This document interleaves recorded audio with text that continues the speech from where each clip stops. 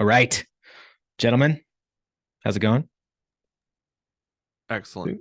Doing amazingly, Stuart. Doing amazingly. Amazingly, I am excited about this topic, ending the epidemic of loneliness. You guys read the Surgeon General's report that came out this year, didn't you? I did not, but I feel like we've talked about it with such great length and in such amazing detail. I feel fully briefed up, man. I feel fully You briefed up. you feel fully briefed up? Well, we Yeah. did And we the did excerpts, we read a number of excerpts or I read a number of excerpts. Did you read like page 1 to 80? I did actually. I did. Nice. I thought it Nice. was pretty interesting. That's a lot of toilet time. Well, I mean, what I thought it was interesting 80 because pages. it ties really well into our messaging for the Kinetic Man. And I feel like, at least I have experienced some of it, in the stage of transition, especially David, when before like you moved to Colorado and I wasn't plugged in as much or really intentionally trying to plug into the community as much. And so I felt some of this, as a professional military, officer with multiple other businesses and jobs and trying to create income and passive income streams and building wealth and just running, right? Just like hustling, grinding. Um, it kind of gets lonely at the top, both in the military world and the entrepreneurial business world. Yeah, and I would say it gets lonely everywhere, right? We That's true. we had done this was actually a webinar we did a couple weeks ago, last week, whatever it was, and super well attended, record breaking number of dudes showed up. That is completely false. We had, but I will say one thing that did happen is one of the individuals that showed up, he completely opened up, and this is why we're recording this again. Is we did not want to record, we did not want to use a recording of the webinar and make it public, because one of the guys that showed up, he just opened up and he started sharing about how this was his life, right? Like he was experiencing this very much. And I think it is, I think it's not think. The reason why the US Surgeon General felt it necessary to release an advisory on this topic is because it is ubiquitous. It is a thing, and men in particular are impacted to a great level. And again, to your point, I love how it ties with, it's almost just validation for what we're doing at the Kinetic Man, right? Like this Yeah. did not exist when we started the Kinetic Man, but we knew in our hearts, we knew in our souls, we knew in our relationships, we knew in our interactions that this is truth. It just a couple years later came out in a report that, the data is the data validates exactly how we felt when we started the Kinetic Man. And so I think that, just very generally speaking, most men now in particular, this obviously impacts women as well, but most men in particular, just this is such a present part of their life that I think it's so ingrained. Most men don't even realize how lonely they truly are. Like that's how bad it is, right? It's like Yeah. a cancer that's eating you up inside and you don't know you've got it yet. And you're just living with it, but you don't even know. That's what this is. It is a cancer living in, again, we're talking mostly dudes. We're talking about dudes, but it is living in them and they're so used to it and have adjusted to it that they don't even know it's there. It's interesting you say that. And, compared to other webinars that we've done, we send out a ton of invites and we get a decent amount of people that both register and join, depending on the topic. This one, I think, is a topic well worth discussing.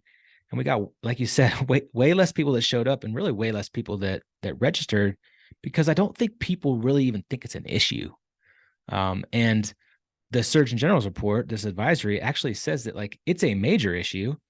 It's worse than like, the tobacco challenge of our healthcare system, mental illness, depression, isolation, um, heart disease. Like there's so many things that are just as big of an issue, but a lot of it is caused because of loneliness and isolation. So let's dive into this a little bit. The Surgeon General put out this report, an advisory in May of this year in 2023, and it's pretty, like I said, it's pretty long. It's 80 pages, but it talks a lot about like how much impact loneliness and isolation has on your health. Um, you know, so we felt that, like we said, we internally kind of came up with solutions, and then we created this mastermind, and we created a lot of things that we feel are steps to take to defeat this idea of loneliness and isolation. Good, you want to kind of talk on some of the things that, and for the listeners, this is going to be coming out on a podcast. For the listeners, we're redoing basically the slideshow as well that was in webinar format, and we'll post this on YouTube. So if you want to check out the slideshow and photos that we're speaking to, go to our YouTube channel. We'll put that in the show notes. Yeah, for sure. And obviously, I love this. I love this slide because it just shows dudes doing awesome stuff together, right? We're doing ropes courses, climbing mountains, shooting arrows with Olympic level archery trainers. We're around a table, right? We're around a table. And what I would offer is that this is a picture of what life absolutely could be. It doesn't have to be the exception. And what's fascinating to me is that it is the exception at this point, right? It is a significant problem that this is the exception. But what I love about it, because you can always just use, you can highlight the negative impacts of whatever. But I was just talking to somebody today about, what are you replacing it with? Like the least effective way to change a habit is to focus on that bad habit. Be like, I just don't want to do this. And I'm gonna use my willpower to stop looking at porn, to stop eating poorly, to stop doing it. No, replace it with something better that you desire more. And it's actually not that hard. Most of these things were set up with phone calls and maybe some texts, and create an environment to have this become a reality, right? Even just, there's a picture of just you and me. Just that habit of hanging out, right? Just that habit of hanging out is something that can change your life for the better or the worse. And, even with somebody like Stu, you can do things like this, which is awesome. Which is awesome. That's right. Stephen, what do you think, man? Have you had, what's your thoughts on kind of just the experience so far within Kinetic Man and kind of building the tribe and not being in isolation? I mean, I think I am in the middle of it. I have spoken previously on the podcast here that it's something that my wife and I have identified for both of us, that, I'm 36, she's a couple years younger than me, and we really love where we live. We love our job and kind of the life that we're building around us, but community is going to have to be something that is really intentional. And we have struggled to build it, even putting in that intentionality. But my hot take here is that I know that all three of us being military, we've got a lot of military people listening as well. Here's my hot take that I learned after I left the military and we started talking about this. In the military, we say we have a lot of friends, but when trying to combat this epidemic of loneliness, friends who live in other places don't count.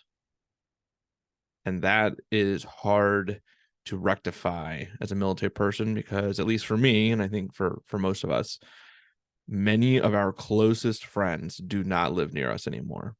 At best, they were with you on an assignment for 3 years. One of my absolute closest friends, Bill, he and I got lucky, and we actually kind of re-intersected on a later assignment, and we had an amazing couple of years together being in the same unit. But he and I live in different cities again, and the reality is, like, nobody will ever replace that relationship. However, he and I have spoken about this, like, we need people that are nearby, that are in our community, in our village, in our little neighborhood, whatever it is, and you have to be intentional about that. But I think that a lot of military folks, they take a cop out and they say, I've got friends that would come and fly across the country and help me at the drop of a hat. well, that's great, except that they don't help you on a, Tuesday morning when you're gone and dragging the trash cans out from your garage. So Yeah, dude, that's super interesting. It's, I think David and I have a pretty unique situation where, we were college roommates for all 4 years, and we stayed in touch. And then, similar to what you and Bill had, like we actually reunited, got stationed at the same location in Italy. Families kind of got together, hung out. We went on trips together, and then those conversations started about building businesses together. And then my last duty station, I had a few options on where to go, and I intentionally chose to come to Colorado because David and I had been talking about where we were going to end up, and Colorado for him was that location. And I could either have chosen Colorado, San Diego, Texas, and I chose Colorado with the idea that I had family there, and two, I knew David would be coming back there.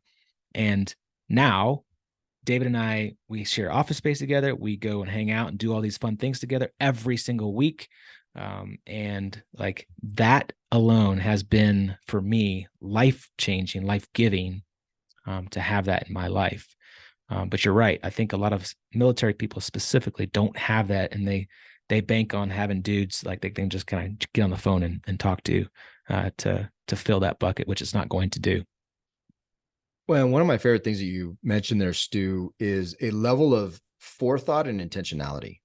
Yeah. And one of the things I was just talking to a guy about, no joke, an hour ago, was this idea that when we move forward in our life, whatever it is, right? Whatever it is, it requires intentionality, and it requires us to make decisions so that we're not always reactionary, to include making friends. And for whatever reason, this popped in my head, but I'm like, hey, dude, you go to the gym. This guy likes to work out and lift. Like, if your goal is to bench 400 pounds and you're going to the gym, it's amazing you're going to the gym. Unfortunately, you're in the squat rack. And in our minds, we think that going to the gym and getting in the squat rack is still making progress. It's the difference between busyness and productivity. It's a difference between a reactionary life and intentionality, right? Yes, you're doing a bunch of good things and everybody around you is going to celebrate you. Yes, you're at the gym. Look at him. He's in the squat rack. But yeah, but your goal is to bench more. And what are you doing to get to that end, right? Yeah. If your goal is to bench more, then I'm all about leg days, but you should probably get under a bench.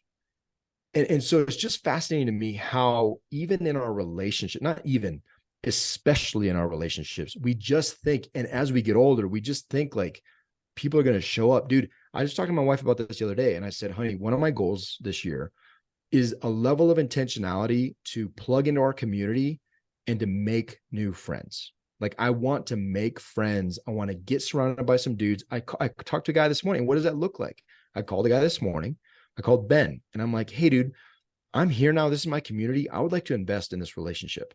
And I think that there's amazing things we could do together, like business wise and all that kind of stuff. But I think step one, I just want to enjoy your company. And I'll tell you, that sounds there's probably some dudes listening right now that are like, that just sounds weird, man. Like, ooh, that can't tell a sounds guy. that sounds really scary. weird. I'll tell you what, he received it extremely well. Everybody likes being told, hey, I want to invest in you because I think you're a really dope dude. But it also is very easy for me now. Super easy. Like, I will literally, if I see a dude walk by and like we have something in common, we chit chat, like I'll just tell him straight up, like, dude, you're awesome. Like, I'd like to spend more time with you. It's true. He has restraining orders that say that too. Yeah. That's true. Like, I'm not allowed within, certain business centers that are male dominated professions. I'm not allowed to go there. They're like, dude, that guy wants to be friends. Oh my gosh. Guy wants to give in all out 20-second hugs. But in all seriousness, and I went to somebody the other day. Yes, I can't remember who it is. This is how often this happens now, but it was at a soccer game. So one of my kids' soccer games. And I'm like, hey, dude, you know about the 20-second hug, right? He's like, what are you talking about? And don't touch me. I'm like, nope, this is happening right now. You need to experience this. I'll do 10. Just tell me how you feel after 10. But again, it's a level of intentionality, and it's a level of being willing to put yourself out there. Dude, you're going to get rejected, and that's fine, because all the times you don't. And I say that, and I can't think of anybody who's like straight up rejected me and like, nah, dude, I don't want to pursue a relationship and friendship with you. And if they do, like, awesome, check that off the list. right? But these pictures, and Bill's in one of these, as you're talking, like his head's poking in the bottom left-hand corner there, that's Bill. But Bill, I didn't know Bill, but through connecting with Steven, I didn't know Steven, right? And through connecting with Steven and growing our relationship, and then his circle comes into my circle, and now I know Bill, and I talked to Bill, and I've had deep, beautiful, profound conversations with Bill, completely independent of Stu or Steven. Like, that's how this works. You just have to take a step. You have to be willing to take a step. Yeah, dude. So speaking of steps, the webinar that we did was called 3 Steps to Ending that Loneliness Epidemic. And so we've come up with 3 steps. We've come up with action items that we do on a regular basis. And so the first one is being intentional. I mean, just the intentionality, if that's one word to take away, is intentionality. Being intentional of calling friends and inviting friends and hanging out with friends, right? So one of our retreats, we had Brandon Jones, a guest speaker, come and talk about this idea of creating joy and happiness. And one way to do that, the scientific proven method to bring joy, is to call people and tell them what you're grateful for. And that alone has a major impact. So we actually have put it onto our calendars. We put it onto the Kinetic Man calendar to call a friend and tell them what you're thankful for every Thursday. We call it Thankful Thursday. So just that one piece, spend 30 minutes to an hour on the phone once a week and call a friend to tell them, that you're thankful for them, and just catch up, see how they're doing. Call an old high school buddy, college buddy, military guys, call that buddy that you deployed with. Step 2, David, you want to speak on step 2? The phone. Before we move on to step 2, though, yeah, I also want to add a caveat to step 1. There's different levels of varsity here, right? So you have your kind of your elementary, pick up, maybe a little JV, call somebody. That just that level is more than most people do. So pat yourself on the back. Amazing. The varsity level of that is, it has to be someone local. Like, if you need to ask yourself a question. If I'm going to call a friend, if I'm going to hang out with a friend, if I want to set an hour aside to be with a friend, do I have to make a phone call? Right? Does it have to be via phone, or can we meet somewhere? Is there somebody in my life that I can be with physically right now? And if the answer is no, which in a lot of cases it is, especially with military guys being transient, then that tells you exactly where you need to put effort today. Exactly where you need to put effort today. And that is going to make a friend, right? Go to make a friend. And the opportunities to make a friend are a lot more than you realize. Whether you work in an office space, if you work at home, that's fine. If you have kids and they have sports, that is ample grounds to say hello to somebody. If you have young kids and you go to a park, say hi to a dad. Like, there's so many opportunities to do it. If you're on LinkedIn, you're in the socials, do a search, lonely dudes in Denver looking for a friend. I don't know if I'm not sure if anybody puts that on their profile, but it is absolutely it is absolutely something that you can go to, like a dads of webpage, right? A dads of your city, a dads of Lakewood. There's going to be dudes there. And even if it's one dude, like, meet that guy. Hey man, love to take you to coffee. Just want to hang out. Love to meet you in person. Dude, I've met more people on LinkedIn, just dude dates from LinkedIn, guys I've never met. And most of those guys, because I'm intentional with my search and kind of interacting with them, most of those guys are guys that are now like buddies, like cool dudes I like to hang out with, right? So it's not that hard, because I'll tell you, you have to get past this barrier, because the emotions you're feeling that are keeping you from taking action, doing these things, are exactly what's keeping that other dude from doing it. So if you're the one that breaks it down and says hello, if you're the one that's willing to take that action, usually what happens is it's reciprocated. That guy now has, oh, it's okay for me to, yeah, of course, I'd love to meet for coffee. Awesome. Let's do it. Right. And so there's just the power of just saying hello, being the one that initiates that, be that guy, be the hello guy. And I'll tell you, it will open the door to so many things. Steven, go ahead. I think it was it Ben Kaloy that we had on the podcast, and he said that the quality and quantity of your relationships is directly related to the number of hellos you use. That's right. And that has always stuck with me, because I am a dad who will stand in a very crowded playground of other dads and not speak a word to anybody else. I'm very content in that place. But guess what? That does not accomplish my and my wife's goals of making more friends, right? And then I just love, like, here at TKM, we wear this mantle proudly, right? Like, you got to be the weird one. Like, get out there, be the weird one, take the uncommon action, because every other dad at that playground needs friends too. And they're all just standing around trying to avoid eye contact, just like you are.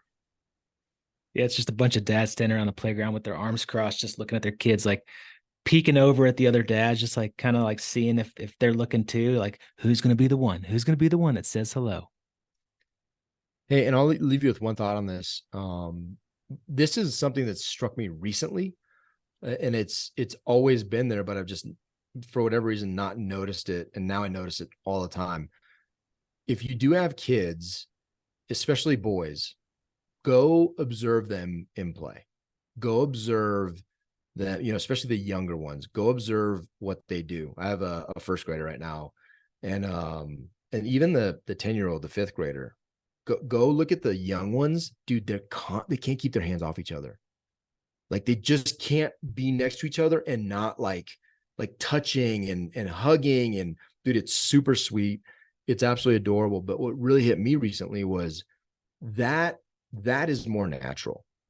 What they're doing, they don't have the years that I have of conditioning and just like don't do that. Men don't cry, this, that, and the other, right? They don't have the years of I'll just call it corrupting of the essence of human connection. They're young, they're innocent, they're pure, and dude, they're all over each other. It's normal for them to hug and to touch, and it's absolutely fascinating. But it really struck me that that's more natural. I should be aiming for that more. And so I'm justified on my touching and hugging and being touchy with other dudes, right? Because that's what they truly want. They just don't know it.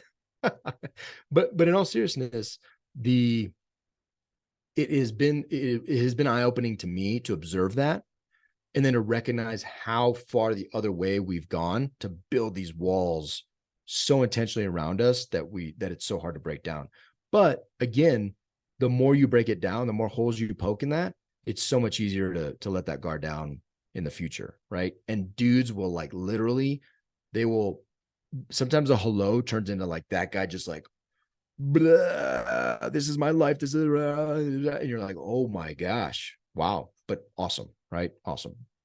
Yeah, dude, for sure. So the three of us are currently reading a book together called The Common Rule by Justin Whitmore Early, and talks about keystone habits. And one of those keystone habits is putting the phone away for an hour a day, and to be present with your family, to be present with your kids, your loved ones, your friends, whatever that is. And so that's step two of this journey that we're on, is no kidding, putting the phone down. And on the slide here, there's a picture of a man and a woman on a date, and the man's literally just like staring at his phone, and the woman's like kind of staring off in space, like sounding like looking like annoyed and wanting to talk to him. She's looking at some other dude. That's what she's doing. But it's funny because David and I have talked about this, like where like we've gone out to dinner with our families, and we'll look across, look across the room, and like, no kidding, there are entire families sitting at the dinner table at a restaurant, all of them staring at a phone and not talking to each other. And it's more common today than ever before. So one of the things, go ahead. It is, and I'll tell you real quickly on this one. It's different to turn it off than it is to just silence it or put on vibrate or maybe put in another room. Any of those things, for me, it's different. I want to speak for you. You guys are listening are probably vastly more disciplined than I am in this. But if the phone is on, even if I have it plugged in, silent, and it's on, it's in another room. When I walk by that room, or when I walk by where its vicinity is, what do you do? Be honest. What do you do? Oh, I wonder if I missed a text, right? Like, what do you do? Yeah. You tap it and check on it. 100%. As you walk by. You tap it, right?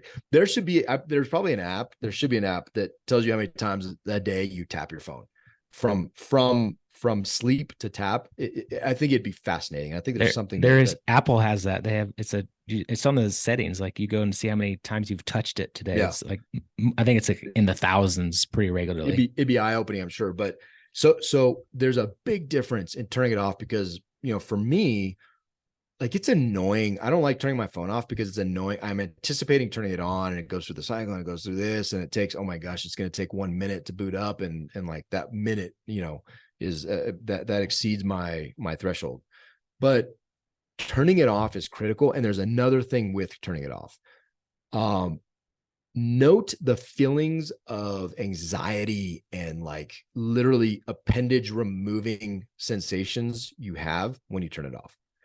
And that is a great indicator. If you're self-aware enough and you're brave enough to do this, it'll be a great indicator for you to have an environment to admit your addiction, to be like, wow, this is next level. Like this may be a problem. The anxiety I'm feeling right now from this little device nothing should have that power over my life outside of like my faith, my kids, and my family, whatever it is. It shouldn't be this. It shouldn't be this. And so acknowledge those feelings. They're very real. And I'll tell you the other thing, just like saying hello now, dude, I like hunger to turn it off. Like, I'm like, oh, dude, is it time to turn it off yet? Like, I welcome it because my wife knows, like, anybody who needs to know knows that like the phone's going to be off and you can't get me. Like, it just is. You call a neighbor. Hopefully there's not an emergency, but we made it through millennia as human beings without being reached by a cell phone, and somehow the human race survived. It survived and thrived, right? So we can do that. Get back to that. I'll tell you, you will start to welcome and desire it, almost like a workout, right? To turn it off. It's a great thing, but just get through those feelings, acknowledge them and get through them. Yeah. So the second step, the calendar level change, is literally put it on your calendar. We have a time block on our calendar. It says like, put the phone away, turn the phone off, put the phone down, dude, and be present. Whether that's, so for me, actually I have two time spots now. I have a morning time slot from like 6:30 to 7:30 in the morning, because my wife was getting angry at me while looking at the phone while trying to make my kids breakfast and get them out the door and get them ready for lunches and all that kind of stuff. So I turn it off in the morning, and then at dinner, right after school, go out and play, and then, getting dinner ready and sitting down at the dinner table, turn the phone off as well. Another thing that we've talked about, Goody, I know that this annoys you tremendously, is even when you're just having conversations with people, right? Like if you're having to have a conversation with somebody and they're literally like looking at their phone at the same time while trying to have a conversation, that's annoying. Like Goody's called me out before and just be like, hey, I'll wait until you're done with whatever you're doing there, and then we can talk. So, put that into your thought process too, is like, are you having your phone, staring at your phone, trying to multitask, do multiple things while not being present with the person that's trying to have a conversation with you? Well, without getting called out, like, think about it beforehand too, because nobody likes being called out. And even now, like, you're so used to it, but I'm sure there's still a slight annoyance when I'm like, dude, I'll just wait till you're done. But what's really effective, think about how the other person feels. Yeah. Right. And if they're not, like, I would consider myself to be blunt enough to be like, hey, dude, I'll just wait till you're done. And that awkwardness there, like, I live in that, like, I'm completely comfortable with that. But not a lot of people are comfortable enough to tell you. And I'll follow it up and be like, hey, dude, I told my daughter this the other day. I said, hey, I just want you to know it hurts my feelings when I'm talking to you and you look at your phone. Right. So I just tell her how I feel and it changes it. But if someone's not brave enough to tell you that, or I shouldn't say brave, I'm not giving myself kudos for being brave, I'm just direct. But if most people are not going to tell you that because of the awkwardness they're afraid of feeling, but that's what they feel. So just acknowledge it. When you go on your phone, when someone's talking to you or when they're trying to be with you, especially if they're not, you are sending them a message and it's hurtful. It is hurtful. The message is, you are not as important to me as whatever it is that I'm distracted by. And the chances are, if you're just completely honest with yourself, what you're distracted by is not as important as that person. It's not, unless it's like a family emergency, which by the grace of God is an exception. So every time you do that, you're hurting somebody and you're telling them they're not a priority. Well, now maybe it's not your friend, maybe it's not me and Stu, that's your kids, because they don't have the language necessarily or even the emotional intelligence to know that it hurts them. But that's what you're doing. You're telling your spouse, you're telling your kids, you're telling your best friend, you are just not important enough for me to not be distracted. That's what you're doing. So you might as well be honest about it, right? You might as well acknowledge it and be honest about it. And hopefully you're lucky enough to have a friend or a kid or a wife or a husband that'll tell you, you know what? You're just hurting my feelings. That's all there is to it. And it changes the whole dynamic. Yeah, my kids know exactly when I'm supposed to put the phone down, and they will call me out very regularly as well. They'll be like, "Daddy, put the phone away. You're not supposed to work anymore. It's time for me to hang out with you." Like he calls especially my son. My son calls me out. "Daddy, put the phone away." So it's good. You know, it's really good accountability. Step three of ending loneliness epidemic is again, this is intentionality of inserting yourself into community or creating community. Either one, you have to go find community and insert yourself into it, or create your own community by being the one that sends the invites. Right? TKM men, they send the invites. They create community in their neighborhoods, in their towns, and it could look very differently wherever you are. It could be a church group. It could be a men's sports league. It could be a neighborhood barbecue get together on a regular basis. Whatever that looks like, you know, a standing lunch on a Thursday, a kinetic connecting event where we go out and do fun things every Thursday, like whatever that is, you have to create community or insert yourself into community. Stephen, I know you have a good story about kind of creating community in your neighborhood by doing a little barbecue. Yeah, we have awesome neighbors, and we have, again, going back to my wife and I making this choice several times when frankly it just ended up not being very convenient for us. The choice definitely could have been to not have people over to hang out or do a barbecue or a fire pit or something like that, but we kind of fall back to that conversation that we had, that choice that we already made of like, we're going to do this. This is like important for us in terms of like the health of our family and our community. But having the neighbors on either side of us who've lived together probably 10 years over for a barbecue. We've lived in our house for now, I don't know, a little less than 2 years.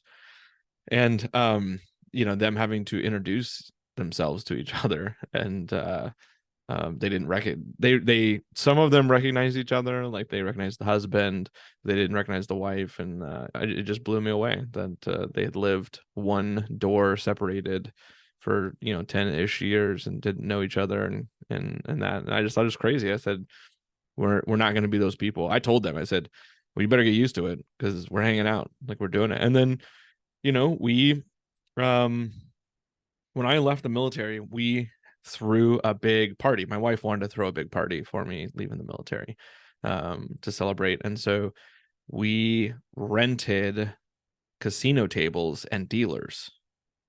And it was awesome. It was a serious blast. Fake money come in. We had a competition. Basically, everyone started with $1,000, and whoever could have the biggest stack of dollars at the end of the night won a couple of bottles of liquor. And but if you went to zero, you could get more, right? But you were just out of the running for the tournament at that point. And so we had a blast, and that was about 1.5 years ago. And we had kept, again, this conversation, we kept talking about it, like, we've got to do something to sort of meet people. And so we decided that we're going to throw a party again for absolutely no reason. So here in Philadelphia, at least, Thanksgiving, I hadn't experienced this other places, but Philadelphia like really likes to party for Thanksgiving. So like everyone kind of comes home and goes to their parents' house or whatever. And so the evening before Thanksgiving is one of the biggest party nights in Philadelphia, I learned. And so that night where we on Canva made a little invite with some casino themed kinds of things.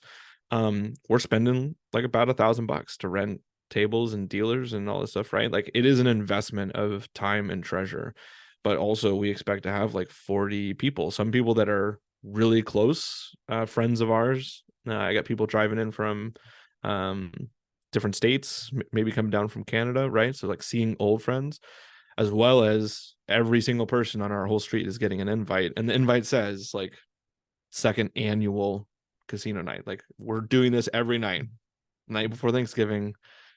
Put it on your calendars. Like we're doing this. It's a community.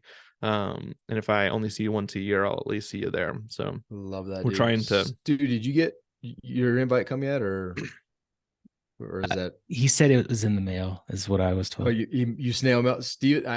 If one thing I'm 100% positive of, Steven did not physically mail anything. Yeah, millennials don't do that anymore. They don't know They what don't mail do is. that. They don't even know what mail It's is. true. It's true. Yeah. My lawn guy still requires me to mail a check, and I'll tell you what, Oh, he very unhappily he gets one check a year. He like sends me bills every month, and he gets one check at the end of the summer because I have to Do go you, mail it to him. do you even own checks? I do. For him. they're like 7 duty stations back. It's like some random address. I still have some from Maryland. I do have that. Dude, Yeah. that's awesome. I love that intentionality, man. That's and I am looking forward to receiving my invite. I actually have You a won't get one. Wednesday I'll just night party myself that I'll be going to. But dude, and it's convicting me because one of the things I've been talking about for years, and I just need to do it, is a fly fishing trip, an annual fly fishing trip, like something I'm passionate about. I love it. Getting guys together. We did one for my birthday 4 years ago. And I'm like, and I was just talking to somebody the other day, a good buddy of mine. I'm like, dude, we just have to do this, man. Like we just have to pull the trigger and make this happen. Because at the end of the day, like dudes will show up. People will show up. Yeah. Because they want that, we're starving for it. And it's gonna be a great time. Right. So dude, I love that. I love that. Hey, what was the investment that the two of you made just recently, that Goody and I came over and shared a piece of with you the other day, where we all sit around a little campfire and create community that way? We talked about a Solo thing that brings stove. brings A you joy. solo stove, dude. Love it. Love True. it. One of the best investments I've ever made. Because it just attracts people. It attracts kids. It attracts marshmallows. No smoke. Super good. Super Yeah. good. It's true. I drug mine out. Actually, Goody, you inspired me. I drug mine out to the front driveway for Halloween. And my wife and kid went like walked around for Halloween, and I stayed back and gave out candy. But I drug the soul stove out. I drug a table and chairs and some adult beverages. And yeah, you're right. I magically started to collect other adults hanging around the fire drinking Love it. beverages. Love it. It's Yeah, great. man, it's a natural invite for community. So, men specifically, if you don't have a solo stove or a fire of some sorts, put that on your Christmas list this year's. Create community through a solo stove or a fire pit. I'll give you two other great ways to, because it can be hard if we just say go find a tribe or create community. That's it's hard to kind of put into action, right? So I'll give you the two different ways. One, our parents were a part of social clubs, a lot of them, right? Like our generation has sort of gotten away from that, but there's like the Rotary Club, there's bowling leagues, there's softball leagues, right? Like that was a very, like, especially like the Rotary and Lions and VFW and that kind of thing was like very common for an older generation than us, but they do still exist, and you actually would be surprised at how many of them have younger folks. And I discovered that because we have a German club down the road from us that throws an awesome Oktoberfest.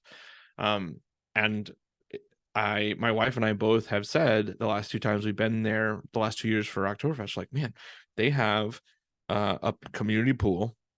They have soccer fields that are awesome. They have a humongous playground.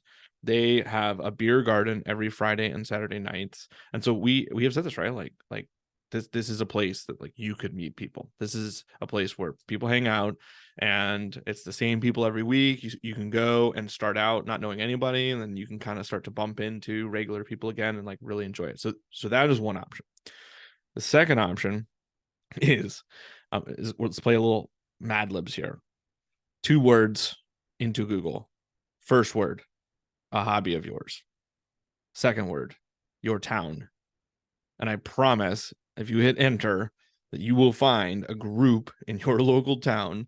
It doesn't matter what it is. Miniature red trains in Philadelphia, right? Like there will be a group that has to do with that meets somewhere within driving distance of you. So that's 2 ways that I know we have come across recently that you can find a group of people to start hanging out with if you really don't know where to start. Is that what you're into? Miniature red trains in No, Philadelphia? no, but I did think of that because we have like a train store. I mean, I have a 3-year-old son, right? So like full on trains, loves it. Yeah. And being in the Northeast here, I actually do take trains periodically, like the Northeast corridor up to Newark Airport or to New York City. And so he just loves it. And there's a train store down the road from our house, and I didn't know what it was all about. And so just the other day, actually, this past weekend, I needed to kill some time with my son. I could see my wife like just like starting to get to that point of like vibrating because like she's had enough kid time and like about to just blow her top. And so I grabbed my son and I was like, let's go on some errands. And so we stopped at the train store, and it is a true like hardcore train hobbyist store, right? And train models of every size is. But what amazed me is that in this tiny little store that had like maybe 3 aisles and was stacked from floor to ceiling with old boxes that looked like they came straight out of the 1970s. There was like, I don't know, 10 middle-aged men in the store just like milling about. And I was like, this is, and then 2 That's community. down, it is. And downstairs I could tell like there's one of those kind of small skinny shops that's long, like imagine board game store or something like that, right? And there was a set of stairs going down that were open, like I could see down them, but they had a little chain across it, so you couldn't as a customer just like walk down there, but I could see like tables down there with like big train sets set up on it. Members like only, very, man. Members very only. clearly they met down there. Like it was just very obvious to me, even in that one snapshot that I could see down there. I was like, there's a train club down there. Like that's what's down there. And so that's why I thought about that. Yeah, that's cool, man. That reminds me, a buddy of mine, Dell. He was served with me in my last duty station, Navy SEAL, and he lived with us for a few months before getting out. His family had moved to Hawaii, and he was telling me that he was big into Dungeons and Dragons growing up, and he wanted to get his son into it. And so like they found a Dungeons and Dragons like club, and they started going and playing like games with his son, and it was like a way that he and his son could connect and bond, and he got a lot of joy out of that. So the world is an oyster for creating community. All right, let's move on. So we'll kind of run through these fairly quickly. I think the big piece is over about the steps to take. But in this advisory, it talks a lot about just social connection and the trends of social connection. How just it's going down every single year. On the slide here, there's a graph, multiple graphs of just showing how social isolation, social connection, household, family engagement, companionship, engagement with friends, engagement with others. It's just they're all going down. Between 2003 and 2020, it's just the time alone has increased, social connection engagement has decreased, and it has a major impact on your health. It says that lacking social connection is as dangerous as up to smoking 15 cigarettes a day, which is bonkers to me. But if you really think about it, like being social forces you to be active and go out and connect. And there's just so many so many health benefits to being engaged socially with other people. Yeah, and don't want to harp on this too much, but just Google it, right? Just look at impact, impacts to health on social isolation or whatever, however you want to look at that. This is not, David, Stu, and Steven talking about this so you join our mastermind and make some friends at all. This is just data. So the fact that it's better for you to smoke 15 cigarettes a day than it is to be socially isolated is crazy. Yeah. But this is the data. This is what it's showing, and that's just one aspect of it, right? All the different things that are substantially impacted in a positive way, a significantly positive way by having community. The opposite of that is also true. The other side of that coin is also true, right? Like there's so many things that are negatively impacted by not having it. And again, it's not the data that you should focus on. It's the acknowledgement that you fall into this in some way, in some level, you fall into this. This information, this data resonates with you, whether you acknowledge it or not. And you don't want it to be something that you find out too late, right? Because there's something you could do about it today. And that's the best part about it. That's the best part about it is, this slide just shows a quick picture of how social connection can influence your health and how it's so beneficial for you. And in all the ways that, no kidding, everything from a biological, chemical reaction within, in a healthy manner within you to have community, psychological, like all these different ways that it impacts you. Again, it goes beyond emotions or it's not that important to have friends or whatever. And it goes, no kidding, into data, into science that highlights social connections and how beneficial they are, not only for your longevity, but for your quality of life. Everybody talks about, the life expectancy is going up and people are living longer and all that kind of stuff. Well, I'll tell you, what is worse than living longer unhappy? Like, that's terrible. If I'm unhappy in the short term, I'd rather just die. Sounds morbid. I'd rather just die than prolong my unhappiness and my isolation. And there's stuff that you can do about it, but step one is acknowledging it, right? Step one is acknowledging it. And it's just very simple. Do you have any friends? Like, do you have any friends? Yes or no? And if you have one, probably not enough. And if that one is someone you have to call, strike two, right? Steven. I was gonna say, if you're listening to this on the podcast or audio, you should pause it and Google national trends for social connection. The first Google result is like a PDF that has these 6 charts, and it is really eye-opening. I found these charts to be very kind of surprising and stark. They are all down and to the right, except for the isolation one. That one is up. That one's winning. That one's winning. Hey, did you guys? I told you guys to go watch this Netflix Blue Zone series. Did you guys watch it at all? Did you get a chance? No, I didn't, because Netflix has instituted their "you can't steal passwords" thing, and so we don't have Netflix now. I was using my parents' password. Just want to highlight, we at TKM do not endorse the stealing of Netflix passwords. Stealing Netflix passwords. Thinks you should pay all your bills on time. That's right. So if you haven't watched Live to 100 Secrets of the Blue Zones, it's on Netflix. It's, I think, a 5 or 6 part series. Really, really interesting. He goes into blue zones. Blue zones are areas in the world where there are more people that live to 100 than any other area. And I thought it was really interesting that one of the primary reasons he goes and inserts himself into these locations and does a lot of research and talks to people and interviews people. And one of the main things that he has found in these blue zones is this idea of social connection. Like, the people in these locations, their families, there's multi-generational families that live together. There's community, there's tribes, there's people that hang out, do life together on a regular basis. And that alone is one of the components for these people to live to 100 years old. It's a really, really interesting documentary if you haven't gone and seen it yet. All right, moving on. Goody, what have we seen as far as just, the last year and a half, 2 years of kind of building out these ideas in Kinetic Man? Yeah, it's really hard to measure, right? We've seen, and it's multifaceted. So we've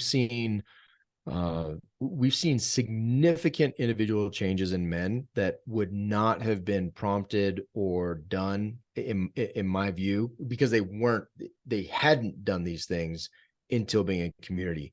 And some of these things, it ranges from everything like reconnecting with a dad who left at when this man was a child, right? When 3-5 years old, take an effort to reconnect with that, with the biological father, just to remove a burden of not having done that, all the way to like dudes, finding faith and accepting Christ and changing their lives in ways that are absolutely fascinating. And the best part is these men are doing it. Like, they are the heroes of this story. They are the ones that are building their marriages. They are the ones that are realizing the fathers that they can become. They're the ones who are making friends.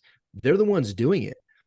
The only credit I'll give you, me, and Steven is that we created an environment. That's it. We created an environment, a place where this could happen.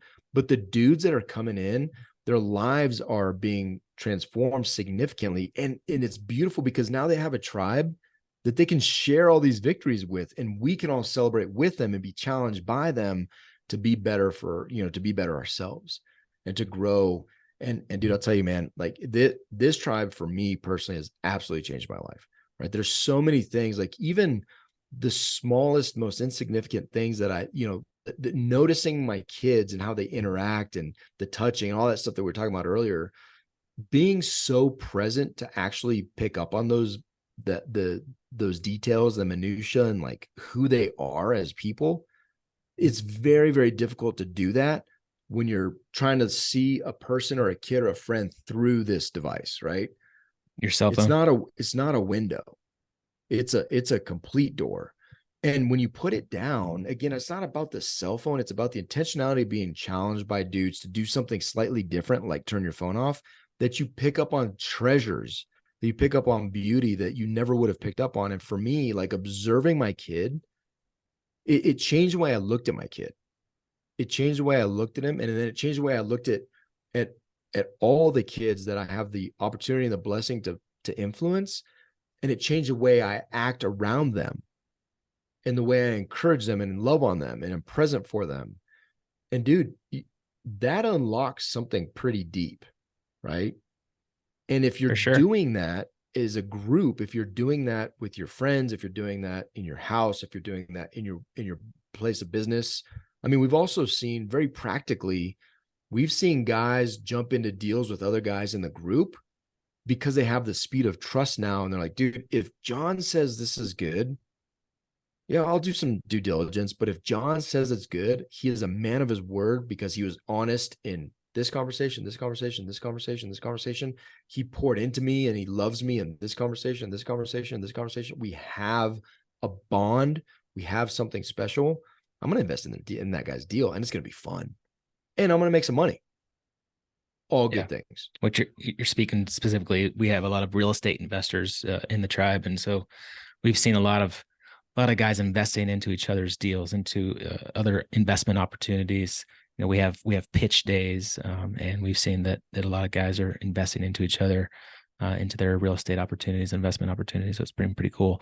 One of the other things that's been really cool for me personally is just hearing stories and hearing through the men how they are connecting without really even our input, our initiation, how men are just connecting on a very deep level and having conversations. And every now and then we'll get some text messages or a phone call from guys that kind of validating what we're putting together. But just want to hear on the screen, if you're not watching the video, is we just got a text message from a buddy of ours not too long ago, and I'll just read it because I think it was powerful for me.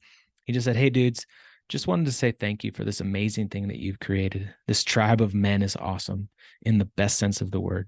So grateful to be a part of it. Outside of the curriculum, the wealth of resources and relationships readily available to each of us is something that would take significant time and energy to find outside of TKM." that was really powerful for me to get that. It was actually on a day that I was in a bad mood and a little bit discouraged. But just something like that, a simple text from another man to lift me up, started my day out really, really, really, different. And so that's the type of stuff that we're doing. I want to leave with three challenges to all of the listeners that are listening to this. And it aligns with the 3 steps that we talked about. So, challenge 1, on a regular basis, reach out to a friend. Varsity level, as David puts it, is someone in person here, locally in wherever you are. Reach out to that individual, call them, set up a hangout, right? A lunch date, go on a hike, go on a bicycle ride, go grab a coffee, but set a regular occurring hangout time on the calendar where you're calling somebody or in person going to hang out with somebody. So that's challenge 1. Challenge 2, set a time on the calendar every single day to turn off your phone so you can be present with the most important people in your life. That's family or friends or business partners, whenever that is, wherever that is, put it on your calendar and turn off the phone for an hour every single day. And challenge 3 is insert yourself or find or create a community of people that you can hang out with, whether that's a mastermind group, a church group, a sports league, a men's coffee dinner hangout, whatever that is. Find a tribe, say hello to people, have friends, and insert yourself and create a community there locally in person to where you can high five, hug it out, and hang it out on a regular basis.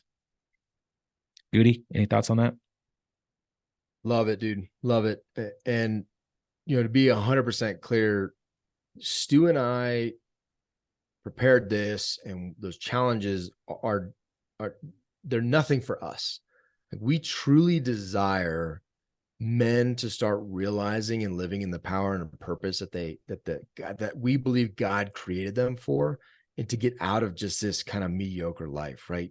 To experience the joy and the beauty of friendship, to be able to, very personally speaking, I love that tomorrow, right? That we're recording Wednesday. Tomorrow, we already have plans to go for a mountain bike ride. We've invited a bunch of dudes, but maybe nobody shows up.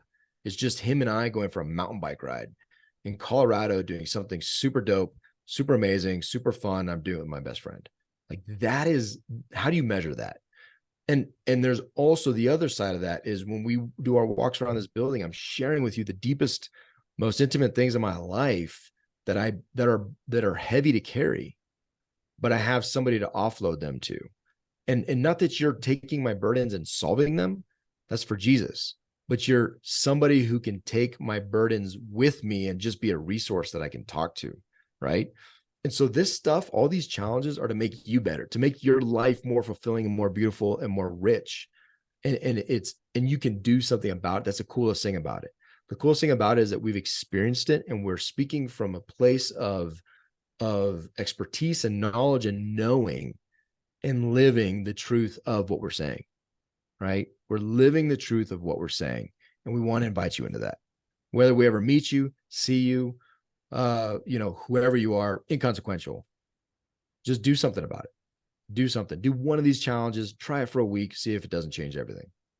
They're really not that hard. Like, They're once not. you do it, No. it's really not that hard. Not. You just got to take action. And do the best it. part is you're going to start to find, like, you hunger for it, right? Yeah. You start desiring these things. You start wanting to connect with people and talk to your buddy, and you may have an amazing, beautiful conversation with your friend who you haven't talked to, just by committing to talk to your friend.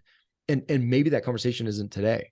Maybe that conversation is after 15 conversations or 20 conversations. You really need this life-changing conversation, and you've already laid the foundation for that to happen, right? Putting your phone down, all these different things. Like, dude, I'm telling you, I love doing these things regularly, whereas before I wasn't doing any of them, and they weren't even a part of my life. That's how easy it is just to flip it, right? Just to add it and make your life better. So giddy up, do it. Excited for you. If you need help, if you need a resource, if you need somebody, we're on LinkedIn. We're on the YouTubes. You can message us through the website or David at thekineticman.com, Stuart at the Kinetic Man, Stuart. I don't even It's know. Stuart. It's Yeah. Stuart at thekineticman.com. I mean, we would love to hear from you. We would love to respond to you. We'd love to hang out. If you're here in Colorado, come to the Thursdays. There's no agenda to it. It's just to hang out. Just to hang out with some awesome dudes to do some super dope stuff. Come join us. Yeah, let me add just a few plugs. Our website, thekineticman.com. If you're locally here in Colorado with us and you want to get invited to that kind of stuff, like the mountain bike rides, we call it Thursday Kinetic Connecting. It's anywhere from a mountain bike ride to going snowboarding, get your Epic Pass, to just a coffee or a lunch, or just a hike, or just, we do just multiple different things, hangouts, locations around the Denver metro. And we've even gone down to Colorado Springs a few times. If you're in Colorado, go to our website, thekineticman.com. And there's a big banner at the very top, and you can click on that and put your info in, name and email address, and we'll just add you to our invite list. And we send out a calendar invite, giddy up. We're starting some new kinetic connecting events in other locations. Some of our TKM members, coaches, are starting kinetic connecting events in other locations. So we've created a meetup for that. It's Kinetic Man of Storehouse 310 on meetup.com. We'll put a link in the show notes for that. I think the first one's going to be in Kansas City. So be on the lookout for that. You're obviously listening to our podcast, the Kinetic Man podcast. Continue to get plugged in and subscribe to that. And then the last thing is very new. It's called the Manifesto. Steven is the person behind that. We're on issue 2 that just came out today. This is on a Wednesday, and it's just bite-sized little bits of information, less than a 3-minute read, and it's just information and topics, action steps, advice on all the things that we're talking about inside the Kinetic Man Mastermind, inside the Kinetic Man podcast. And you can subscribe to that as well. You can go to thekineticman.com/newsletter and get yourself on that list to get the manifesto that comes out every other week. Goody. Love you, brother. I'm so happy and so fulfilled. And I feel like we're living a life of purpose by doing this stuff. I hope men get this message, and I hope men take action to put some of this stuff into their life. Amen. Amen. Love you, bro. Love you, bro. Go take uncommon action. See ya. See ya.